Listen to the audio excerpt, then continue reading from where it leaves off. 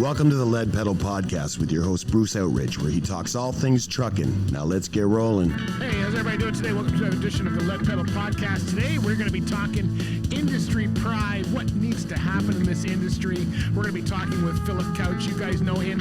He's got New Testament, that cool 1999 freight shaker that we see in all the shows, winning all of the awards. And I caught up to him at the Woodstock Truck Show. We're going to be talking to him about life on the road, about how he got started, and some of the important things that need to happen in our industry to bring back the camaraderie for sure. Anyway, before we get into that, let's talk about Bison Transport. That's right. If you're looking for a fleet that's looking for owner-operators and you want to get paid on time, you want to get the miles that you deserve, you want to save on some fuel through their fuel surcharge, and you actually want to get help with maintenance and parts, then they are looking for you. They're looking for team drivers, and they're looking for single owner-operators. If that is you, Bison Transport wants to talk to you. Head over to bisondriving.com. All right, let's get on to that interview and the show with Mr. Philip Couch. Be sure to share the podcast on your favorite social media channels. All right, so Phil, I finally was happy to meet Phil. I haven't met him never met him before. I've been following him for a while. New Testament, of course, was one of our featured trucks last year.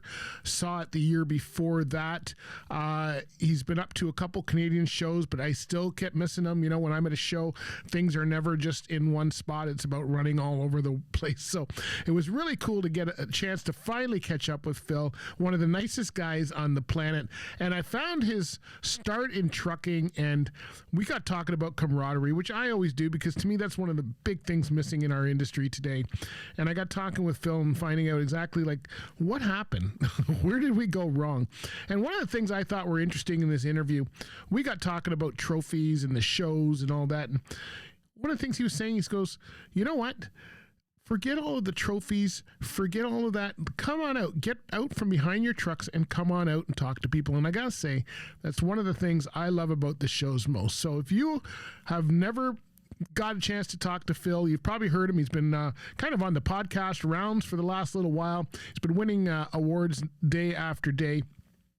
You probably heard me talk about well, I'll play that for you later on, actually, an interview I did with Jen Gunter about Philip Couch. So we'll do that afterwards. Right now, let's get into this interview with Mr. Philip Couch to find out all about how he got started in trucking, his truck New Testament, why he calls it New Testament, and what he thinks about the industry. This is a good one, my friends. You do not want to miss it.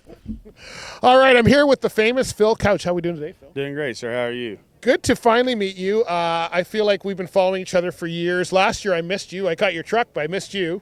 Yeah. And so it's good to... You come up from where? You were based out of where? We're Georgia? based out of Robbins, Tennessee. Robbins, Tennessee, down by the Georgia line? No, we're closer to Knoxville area. Oh, okay. We're about 60 miles north of Knoxville, Tennessee. Okay. And how long have you been in this business forever? Are you first generation, second generation, third generation? Well, if you pass it on back, you know, my grandpas and all them, they go trucks, but, you know, I was the first generation to ever open up their own company and have their own business. You know, everybody would drove, they either drove for companies or owner-operators, but I'm the first one to ever take it to this next level. Okay. So now, what is your company?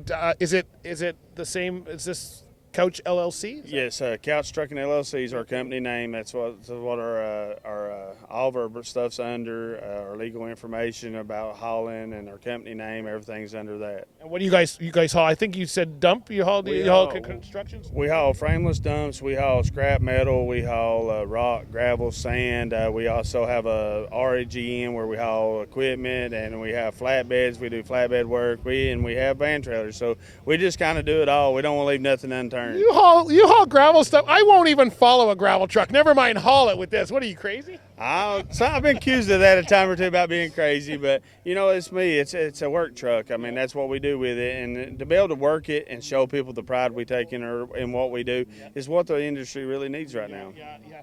You and I have been talking off camera a lot about pride in the industry. You go to a lot of the shows. I know you were just down at Matt's, and you go to Bristol and a bunch. Are they talking about the same things down there? Like we're smaller up here in Canada, right? Are they talking camaraderie down there? Yes. I mean, at the end of the day, that's what it's really all about. And that's what a lot of people has forgotten. A lot of people is thinking I've got to have this truck to be able to come to this show, and they're thinking about trophies. If everybody would just take the trophies out of the equation and just come together and have a brotherhood, the camaraderie, and talk about trucking and get it back to where it used to be, it'd be a lot better, you know. And the trophies are nice for, you know, people and, you know, see the hard work they put into them. And I'm not saying the trophies are a bad thing by no means, but don't worry about winning. If you win, be thankful, be blessed, but most importantly, take together the camaraderie, the brotherhood, what trucking's really all about. Do you think we can ever get that back with so many people that are coming into the industry that are not from the industry, they're not from the farm? I fell into it. My parents were accountants from Guyana. We didn't even know what a truck was, and here I am 40 years later being in trucking, right? Well, in my honest opinion, can it come back? Yes, it can. And it's what it's going to take is the people to go back remembering what it's from and quit being shy of who you are. Let it be known this is who you are. Don't sit over here in the corner because you got your feelings hurt. Run back and remember what it's all about and start spreading the word to everybody. I mean, it's not about where'd you come from or how's this work. It's all about this right here at the time of need. I mean, you look around, there's over 200 and something trucks here today, and I've made my loops around here and spoke to many different people because I want to talk to different people. I want to meet people, you know, and that's it. Don't just come and sit at your truck and never go out and speak to nobody else. I mean, because if you'll talk to everybody else, everybody's going to be there and they're going to help you. And, you know, who knows, the guy down below me down here might have a better something that I don't know to help me be better. Right. So talk about your truck a little bit. We've featured it already. It's been an amazing receipt. It's called New Testament. Want to explain what all that's about? Or? Well, the reason it's called New Testament is, you know, as a young boy growing up, you know, I wasn't saved. I almost served 30 years in the penitentiary for doing the things I'd done. And, you know, and it took God opening my eyes to make me realize I was lost and saved me. So he gave me a new beginning. And then as the years went on, he opened the door for me to purchase my own truck and started. And that was a new door God opened up for me to be able to do something. And as we sat around the kitchen table and we all talked about it, you know, there was every name in the world coming up and naming your truck. And I just told him, I said, no, there's one name for it, New Testament. I said, because that's what changed this old boy. This is the new beginning God's gave me. This is a new beginning for us and our life and our family and our everyday livelihood. So no better way, and that's the reason the scripture, John 8:12 is on the back, because I was having a hard time as a young Christian understanding how could I be a Christian, man, with this all behind me. And that's whenever, you know, walk with me in the light, never walk in darkness. And that's where I understood that no matter what I've done behind me, it's the past. It's what I do here on. And no better way to represent the man who changed my life than to give a truck and let it be his glory, because this is God's. I just get the privilege of taking it to shows and driving it around. That's awesome. You know, someone asked me the other day in an interview, they said, how come you're so passionate about trucking? And I said, you know, I don't know where I would be. I was going down the wrong path, you know, not penitentiary or anything, but I think I was headed down the wrong path if I hadn't fallen into the trucking industry by accident, just getting a job. I started in the moving industry. And today I've got so many friends. It's kept food on our table for our whole family all these years. And I don't know what I would have done. And I'm an artist, but I don't know what I would have done if I hadn't gone into trucking. And that's why I'm passionate about trying to save that industry. And it sounds like you're similar, right? Yes, I mean, because this is, you know, my livelihood. This is what God put for me. And, you know, we opened this company at the worst time of all. It was during COVID. Yeah. And, you know, that was a hard time to open anything. Yeah. And to make it through COVID and make it where we are today, because, you know, this is the truck I started with, and now we're running 17 trucks. So to come from where we was to where we are now, all the glory goes to him. And, you know, everybody asks me, you know, what do you stand on? I stand on faith. If you don't have faith, you have nothing. And, you know, I've had one guy ask me one day, how hard was it to drive this truck around with New Testament all over? And to be honest with you, it's the easiest thing in life I ever done. This is who I owe my life to. I owe everything I have to. I have nothing to be afeared of, nothing to hold my head down for, because he's who brought me where I'm at today. So the people working for you, are they as passionate about, are all your trucks like this, all 16, 17 of them? Or? Not all of them. We have a few that looks good, and we got a few that we're building right now, and we try to make our fleet look good so, you know, that the drivers want to drive them. And all my drivers, you know, I've got them ranging anywhere from 22 years of age all the way up to 70-something years of age, and everybody's passionate about what they do, and a lot of it that goes into it is I treat them just like family. If you was to call me up and say, hey, such and such truck number done this going down Highway 75, I'm going to have to call my wife and say, all right, who drives this truck? Because I know everybody by name. And that's what the industry's lost. You take these big companies, you're just a number. They forgot about who you really are. And they can say they don't, but they do. I was that guy who drove for the big companies once upon a time, and I know how it is. And it's all about knowing and treating everybody as your family and coming together to do something. Well, keep spreading the word. Hey, I think that's so fitting. Yes. I thought of that on my own. No, I'm just kidding. No, but keep doing what you do, man. We're following you. We're in Canada. You're in the U.S. a lot of time, but I know you're in both shows, and just seeing the pride and seeing and out here talking to people. Thank you. That's what we need. Where can people follow you? I know I follow you on a number of spots. Where you can follow us on Instagram. It's a new_Testament 1999. We're on TikTok as New Testament 99, and then we're on Facebook under Philip Couch or Couch Trucking. Either one you want to. We also are working on a website page now, so hopefully it'll be soon up, and anybody can reach out to us there. I mean, we'll try to be a help to you any way we can. If you got questions about how to build a truck or what to do to a truck, we're there to help you. We'll try to help you in any way we can, because that's what we're here for. That's awesome. I got a question for you. When you go into a scale, I don't know if you get into scales, but when you open suicide doors for an inspector, what is the reaction? Well, probably the best reaction I ever got really was I was getting off of Interstate 75 down there at Mount Vernon exit 62, and as I got to the bottom ramp, I seen the DOT officer sitting there, and I made my right to head on down, and as soon as I pulled out, he pulled behind me, flipped the blue lights on, and he walked up beside me and went to grab the door handle, and there wasn't a door handle there. And I opened the door, and he kind of stood back, and he's like, whoa, I ain't never seen this before. And I thought, hey, is this going to get me a free pass? But no, he still got me for one light being out. But, hey, it's still the fun of it. I mean, you know, he's got a job to do, and I have a job to do. And, you know, if I ain't got it up to par, that's on me. That's not on him. And, you know, a lot of people gets mad about it. But, you know, I've been in the scales. We even got pulled over in Mississippi once just because the officer wanted to check the truck out. So, hey, I'll take it. Yeah, well, that's the price of driving something unique like that, right? So hopefully the Canadian guys have been nice to you. We hope so. I can't thank the Canadians up here enough. Everybody showed us hospitality. Everybody's been great to us and invited us and welcomed us in. And, you know, I couldn't ask for nothing no nicer to be up here. And that's why we like to come back and talk to everybody every time. That's awesome. We'll let the guys down south know we're good people. Thanks, Phil. Yes, I appreciate it, man. Good job. Wasn't that a great interview with Phil? For sure. Really like that one here. And before we get into our next part of the show, I want to tell you, if you were looking for the best chrome parts going, these guys beat everybody on the planet, in my opinion. But, okay, let's just stay to Ontario, if you will.